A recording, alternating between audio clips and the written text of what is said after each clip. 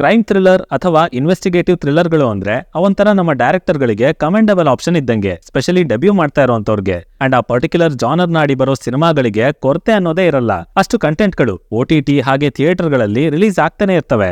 ಇಂಥದ್ರಲ್ಲಿ ಅವುಗಳಿಗೆ commercial touch ಕೊಡ್ದೇನೆ ಬರೀ ಒಂದು ಇವೆಂಟ್, ಒಂದು ಕೇಸ್ ಅಂತ ತಗೊಂಡು ಇರೋ ಕಥೆನ ಪ್ಯೂರ್ ಥ್ರಿಲ್ಲರ್ ಆಗಿ ತೋರಿಸಿರೋದು ತುಂಬಾನೇ ಕಡಿಮೆ. ಬಿಕಾಸ್ ಆತರ ಏನಾದ್ರೂ ಮಾಡಿ ಆನಂತರ ಹೆಚ್ಚು ಪ್ರೇಕ್ಷಕರನ್ನ ತಲುಪದೆ ಹೋದ್ರೆ ಏನ್ ಕಥೆ ಅನ್ನೋದು ಅವ್ರ ತಲೆಯಲ್ಲಿ ಕೂತ್ ಬಿಟ್ಟಿರತ್ತೆ ಅನ್ಸುತ್ತೆ. ಬಟ್ ಸ್ಟಿಲ್ ಈ ರೀತಿ ಯೋಚನೆಗಳನ್ನ ತೆಗೆದುಹಾಕಿ ಒಂದು ಪರ್ಫೆಕ್ಟ್ ಥ್ರಿಲ್ಲರ್ ಎಕ್ಸ್ಪೀರಿಯನ್ಸ್ ಕೊಟ್ಟಿದ್ದು ಅಂದ್ರೆ ಅದು ಸೀತಾರಾಮ್ ಬೆನಾಯ್ ಅಂತ ಹೇಳ್ಬೋದು. ಅಂಡ್ ಈಗ ಅದೇ ತಂಡದಿಂದ ಒಂದು ಹೊಸ ಸಿನಿಮಾ ಬರೋದಕ್ಕೆ ರೆಡಿ ಆಗ್ತಾ ಇದೆ. Case of Kondana. ಇದು ದೇವಿ ಪ್ರಸಾದ್ ಶೆಟ್ಟಿ ಅವರು ಡೈರೆಕ್ಟ್ ಮಾಡ್ತಾ ಇರುವಂತ ಸಿನಿಮಾ. ಇದೇ ಜನವರಿ 26ಕ್ಕೆ ರಿಲೀಸ್ ಆಗ್ತಾ ಇದೆ. ಕೊಂಡಾಣದಲ್ಲಿ ಈಗ ಒಂದು ಮಿಸ್ಟೀರಿಯಸ್ ಕ್ರೈಮ್ ಇವೆಂಟ್ ನಡೆದು ಹೋಗಿದೆ. ಅದರ ಸುತ್ತ ಪೊಲೀಸ್ನವರು ತಮ್ಮ ಹುಡುಕಾಟನ ಕೂಡ ಶುರು ಮಾಡಿದ್ದಾರೆ. ಆ ಪ್ರಾಸೆಸ್ ನಲ್ಲಿ ಸ್ಥಳದಲ್ಲಿರೋ ಮಟೀರಿಯಲ್ಗಳು, ಬಾಡಿ ಸ್ಯಾಂಪಲ್ಸ್ ಹಾಗೆ ಆರೋಪಿಗಳು ಅಂತ ಯಾರನ್ನೂ ಬಿಡದೆ ಎಲ್ಲದನ್ನು ತಮ್ಮ ವಿಚಾರಣೆಯಲ್ಲಿ ಇನ್ವಾಲ್ವ್ ಮಾಡ್ಕೊಂಡಿದ್ದಾರೆ. ಹಾಗೆ ಅದರ ಮೂಲಕ ಸಿಗೋ ಕ್ಲೂಗಳನ್ನ ಬಳಸಿ ಮುಂದಿನ ಹೆಜ್ಜೆ ಇಟ್ಟು ಆದಷ್ಟು ಬೇಗ ಅಪರಾಧಿನ ಹಿಡಿದು ಹಾಕ್ಬೇಕು ಅನ್ನೋದು ಅವರ ಉದ್ದೇಶ. ಬಟ್ ಅದು ಅನ್ಕೊಂಡಷ್ಟು ಸುಲಭನ? ನೋವೇ ಚಾನ್ಸೇ ಇಲ್ಲ.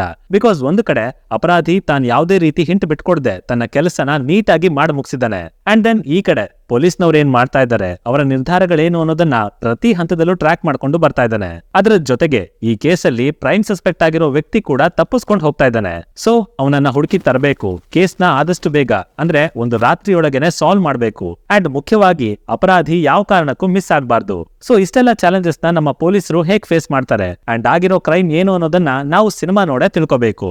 ನೆನ್ಪಿರ್ಲಿ, ಸಿನಿಮಾ ರಿಲೀಸ್ ಆಗ್ತಾ ಇರೋದು ಇದೇ ಜನವರಿ 26ಕ್ಕೆ. ಇನ್ನು ಕಾಸ್ಟಿಂಗ್ ಕಡೆ ಬಂದ್ರೆ ಭಾವನಾ ಮೆನನ್ ಅವರು ಪ್ರಿಡಾಮಿನೆಂಟ್ ಆಗಿ ಕಾಣ್ತಾ ಇದ್ದಾರೆ. ಸೊ ಮೇ ಬಿ ಅವರು ಈ ಕೇಸ್ನ ಹ್ಯಾಂಡಲ್ ಮಾಡ್ತಾ ಇರೋ ಫಸ್ಟ್ ಆಫೀಸರ್ ಇರ್ಬೋದು.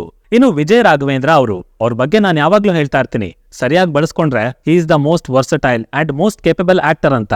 ಬಟ್ ಅನ್ಫಾರ್ಚುನೇಟ್ಲಿ ಅವರು ಎಲ್ಲರ ಜೊತೆ ಕೆಲಸ ಮಾಡೋದಕ್ಕೆ ಫ್ಲೆಕ್ಸಿಬಲ್ ಆಗಿದ್ರು ಕೂಡ ಬೇಕಾಗಿರೋ ಸಕ್ಸಸ್ ಮಾತ್ರ ಸಿಗ್ತಾ ಇಲ್ಲ.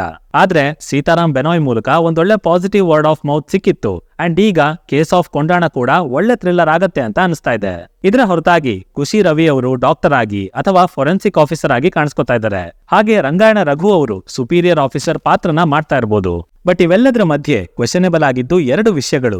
ಒಂದು, ಈ ಪಾತ್ರಕ್ಕೆನೆ ಯಾಕಿಷ್ಟು ಎಲಿವೇಶನ್ ಅಂತ. ಅಂಡ್ ಇನ್ನೊಂದು, ಕೇಸ್ ನನಗೆ ಪರ್ಸನಲ್ ಆಗ್ತಾ ಇದೆ ಅನ್ನೋ ರಾಘು ಅವರ ಡೈಲಾಗ್. ಸೊ ನೋಡೋಣ ಸಿನಿಮಾದಲ್ಲಿ ಇನ್ನು ಎಂತೆಂತ ಸಸ್ಪೆನ್ಸ್ ಇಟ್ಟಿರ್ತಾರೆ ಅಂತ. ಟೋಟಲ್ ಆಗಿ ಹೇಳ್ಬೇಕಂದ್ರೆ ಟ್ರೈಲರ್ ಇಂಟ್ರೆಸ್ಟಿಂಗ್ ಆಗಿದೆ, ತುಂಬಾ ಚೆನ್ನಾಗಿ ಕಟ್ ಮಾಡಿದ್ದಾರೆ. ಹಾಗೆ ಮೇನ್ಲಿ ಸೀತಾರಾಮ್ ಬೆನಾಯ್ಗೆ ಕಂಪೇರ್ ಮಾಡಿದ್ರೆ ಇಲ್ಲಿ ಬಜೆಟ್ ಜಾಸ್ತಿ ಆಗಿರೋದು ಎವಿಡೆಂಟ್ ಆಗಿ ಕಾಣ್ತಾ ಇದೆ. ಇಷ್ಟ ಆಯ್ತು ಆ ಟೆಕ್ನಿಕಾಲಿಟೀಸ್, ವಿಜುವಲ್ಸ್, ಮ್ಯೂಸಿಕ್ ಎಲ್ಲವೂ. ಸೊ ಟ್ರೈಲರ್ ನೋಡಿ ನಿಮಗೂ ಹಾಗೆ ಅನ್ನಿಸ್ತಾ ಅಥವಾ ಬೇರೆ ಏನಾದ್ರೂ ಒಪಿನಿಯನ್ಗಳು ಬಂತ ಅನ್ನೋದನ್ನ ಕೆಳಗಡೆ ತಪ್ಪದೇನೆ ಬರೆದು ತಿಳಿಸ್ಬಿಡಿ. ಡಿಸ್ಕಷನ್ಸ್ ಕೂಡ ಇಂಟ್ರೆಸ್ಟಿಂಗ್ ಆಗೇ ಇರುತ್ತೆ. ಸೈನಿಂಗ್ ಆಫ್, ಲಿಖಿತ್.